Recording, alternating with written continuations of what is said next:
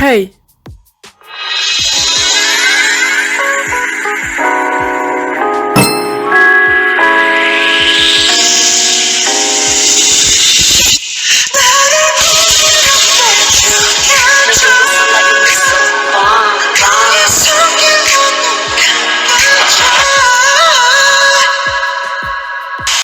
Tu l'as sûrement vu dans le titre, cette vidéo est un tout nouveau concept qui s'appelle VS le reste du monde.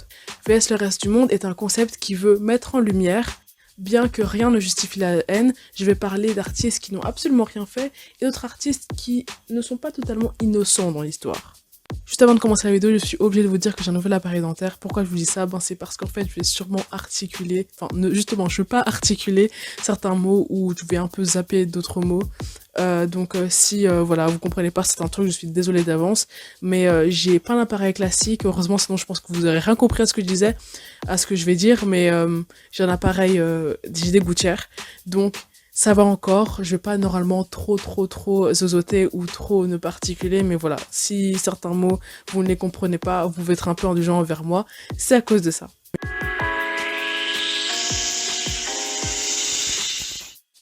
Alors, vous êtes au courant, YouTube censure certaines vidéos et les bloque partiellement ou complètement à cause du contenu, s'il y a du contenu trop virulent ou autre.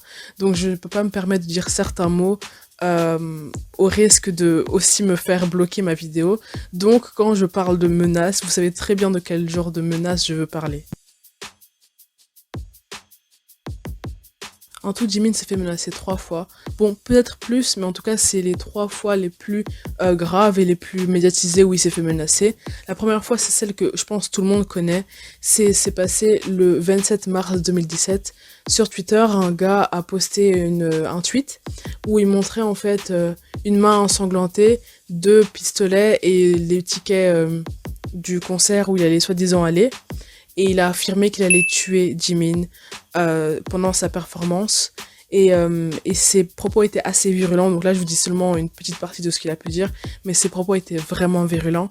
À un tel point que certains armées qui sont tombés sur ça ont signalé ce tweet auprès de la police. Et donc la police, les membres du staff du stade où BTS allait performer et Big Hit Entertainment ont réagi et ont expliqué que bien que cette blague d'anti-fan soit de très mauvais goût, on prend quand même des mesures exemplaires par rapport à ça. Et 3 ans après cet incident, c'est bien compris, 3 ans après ce tweet un peu tendancieux, il s'est encore fait menacer. Je suis désolée, mais je ne trouve pas le post où il affirme donc vouloir faire du mal à Jimin parce que c'est introuvable tout simplement et je pense que en raison du contenu très peu réglementaire, il a été supprimé donc introuvable sur internet. Mais dans ce post, l'homme affirmait qu'il allait tirer sur Jimin avec un Glock 19 et donc les fans ont signalé en masse ce message inquiétant au Twitter du tourisme de la ville où BTS allait performer. Et la police a dit qu'ils allaient enquêter, mais malheureusement, jusqu'à maintenant, on ne connaît pas l'identité de cet homme. Et donc plus tard, Jimin s'était exprimé dans une conférence en disant que il était assez surpris de recevoir de tels messages de mort, surtout parce que il avait déjà reçu ce genre de message l'année dernière, mais que il n'avait pas vraiment fait attention à ça. Bon, c'est ce qu'il dit, mais après, je pense que chaque humain normalement constitué, quand il se fait menacer de mort, peu importe ce qu'il y a autour, il fait quand même un peu attention, mais il avait quand même affirmé qu'il n'avait pas vraiment fait attention à ça grâce aux armées parce que ces menaces étaient noyées parmi les mots d'encouragement des armées, donc c'est tant mieux. J'espère que c'est réellement passé comme ça et qu'il ne trafique pas un peu la vérité pour nous réconforter et pour ne pas nous inquiéter. La dernière fois que Jimin s'est fait menacer, c'était en juillet 2018. Un homme ou une femme, en fait on connaît pas vraiment l'identité de la personne, a fait un post Instagram où on voyait une main tenir une arme avec un message expliquant qu'ils allaient tirer sur Jimin lors d'un concert. C'était à Los Angeles, donc encore lors d'une tournée mondiale. Et encore une fois, je n'ai pas de photos. Et donc la police locale, via un journal de la ville, a prouvé qu'ils avaient entendu le problème et qu'ils allaient renforcer la sécurité. Pareil pour Big Hit Entertainment, mais donc voilà, c'est la dernière fois où Jimin s'est fait menacer. Suite à cette vague de haine, les armées se sont mobilisées. Vous avez sûrement entendu parler de nombreux tweets à l'encontre de Jimin qu'il y a eu sur Twitter. C'est des tweets de haine, juste de la méchanceté gratuite alors que ben, Jimin n'a absolument rien fait à part vivre sa vie d'idole. Je ne pense pas qu'il est utile de se répéter, vous êtes sûrement au courant de la masse de haine que Jimin s'est prise ces derniers temps sur Twitter. Moi, ce que je vais faire, c'est vous apporter du nouveau, vous faire une petite update. Big Hit ont répondu au scandale en affirmant qu'il y a certaines personnes qui créent des dizaines de comptes pour publier des messages malveillants. Big Hit recueille régulièrement des informations sur des publications malveillantes concernant BTS, les signale aux autorités et dépose des plaintes pénales. Suite à cette vague de haine, les armées se sont mobilisées pour créer le hashtag Jimin You Are Perfect.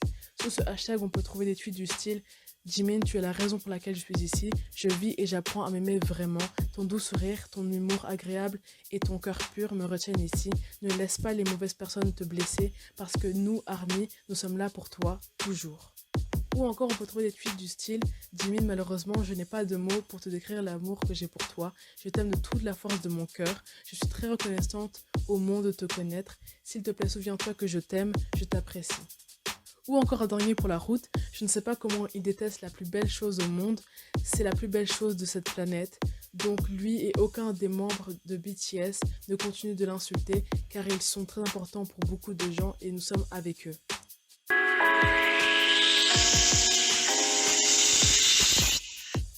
Attention, là, il ne s'agit pas d'un harcèlement, mais je voulais juste souligner ce fait, parce que c'est assez intéressant de voir ce paradoxe qui est entre les gens qui détestent Jimin au point de vouloir sa mort, et d'autres personnes, en tout cas une en particulière, qui le vénèrent à un tel point qu'il a payé plus de 150 000 $ pour le ressembler. J'ai nommé Oli London.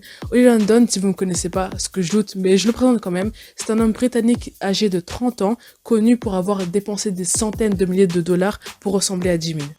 Il est présenté comme un modèle, un chanteur et une personnalité TV. Il est totalement dévoué à Jimin. Il a fait 15 chirurgies sans intervention non chirurgicale et dépensé près de 150 000 $ pour ressembler à Jimin. Il s'est marié avec une réplique en carton de Jimin à Las Vegas. Il est un véritable fanboy du Jimin. Le pire, c'est qu'il pense vraiment ressembler à Jimin.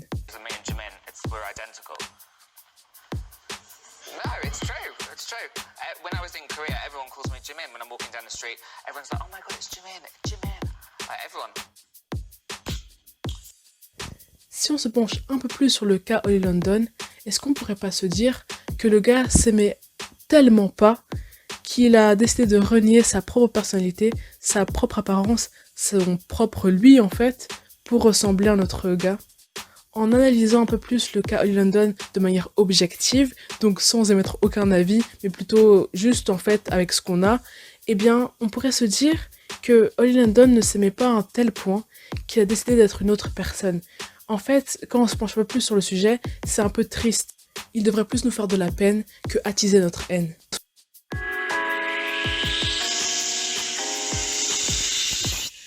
2018 a été une période très sombre pour Jimin, mais en fait pour BTS en général. Le 14 décembre 2018, il y eut une cérémonie des Mamas. Les Mamas, pour les personnes qui ne connaissent pas, c'est une cérémonie qui sert à récompenser les artistes. D'ailleurs, BTS ont gagné un prix, le prix le plus prestigieux de la cérémonie. Et à la fin de tous les discours des membres, Jin a fait une révélation que vous connaissez sûrement. C'est que BTS ont failli se séparer à cause de la cadence qui commence à devenir assez compliquée à suivre et que leur notoriété qui grandissait était assez compliquée à gérer. Mais donc ils ont failli se séparer, finalement c'est pas fait et heureusement.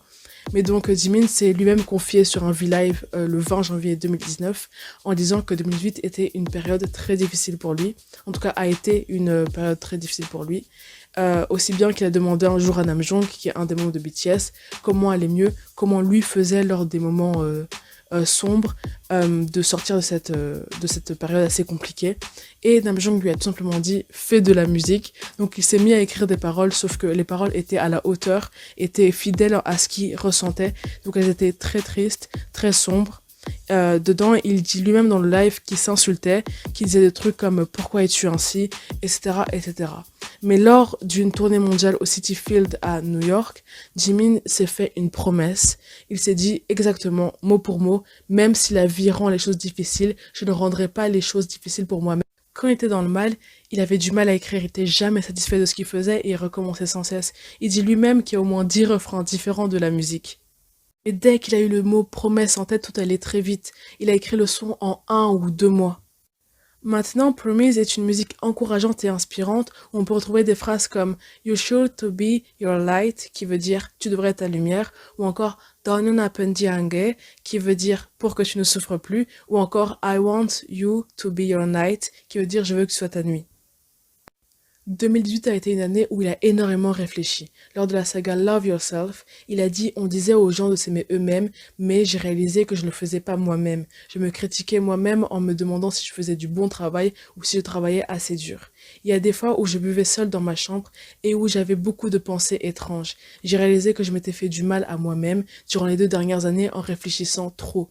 On se rend compte dans ce dernier point que notre pire ennemi est en fait nous-mêmes, cette petite voix dans notre tête qui nous dissuade d'aller où on veut, qui nous dissuade de faire ce qu'on veut, qui nous dissuade de faire plein de choses et qui finalement nous fait regretter des choses qu'on aurait aimé faire mais qu'on n'a pas fait par peur ou parce qu'on n'avait pas assez confiance en nous.